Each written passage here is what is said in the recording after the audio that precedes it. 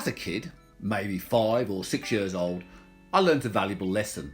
The tyre on my push bike had gone flat. I thought I would take it out for a ride, irrespective, different and fun I thought. The first corner I engaged with, I learnt the value of inflated tyres. They provide traction and grip. Without this, it cost me the skin off my left knee. The skin grew back. The ripping, stinging sensation of pain whilst losing it remains a powerful memory. The pain of losing my skin does have benefits, however. An important life skill, the need for good housekeeping. The job is not finished until you've tied it up. A simple message that I link with the loss of my knee skin. Now, I don't want to sound like some old duffer, but I fear that these worthy and simple guidelines are lost nowadays to PR speak and defensive management nonsense. Nowadays, it's not fashionable to tell the truth.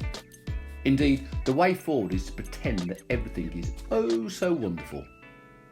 The Metropolitan Police was recently found to be institutionally corrupt in the way it concealed its failings over the unsolved murder of Daniel Morgan. Wow, that's heavy duty, you may think. But then again, apparently the police put more effort into covering up their shortcomings than they did doing their job properly in the first place. Clearly, the Met haven't corporately had the skin ripped off their knee or been told that the job's simply not finished until you have cleared up. No doubt, on Daniel Morgan, the collective Met egos outshone their ability. So smug and self-congratulatory over their capability and yet unaware of how useless they can be. On a local level, I'm not saying this is the case for Transport for West Midlands, but they do like to say how wonderful things they do are and ignore the downside of their actions. Take a look at their Bikes for Hire scheme. To me, they hit every positive button. They buy British. That's wonderful. Made in Stratford-upon-Avon indeed. They have introduced a healthy option for folk that encourages them to get active.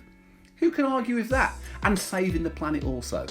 The position of the bikes looks good to me, and frankly, I wish the scheme well. Unfortunately, however, there is a small yet very important downside. Should one of their bikes go astray, they make it very difficult to report it. In Westside, we are readily aware that we are becoming a dumping ground for those disgustingly coloured electric scooters. However, they have a good reporting mechanism in place. We tell, they collect, job done. Sadly, the green bike scheme make it damn near impossible to report any abandoned bikes we come across. You can't phone, can't email, or even social media contact them easily. Problem is, TfWM make limited provision for us and others to report their abandoned bikes. You have to be very persistent indeed. So come on, TfWM, support those who want to support you. Provide a simple mechanism to let us and everyone report those knuckleheads who abuse your wonderful bike scheme.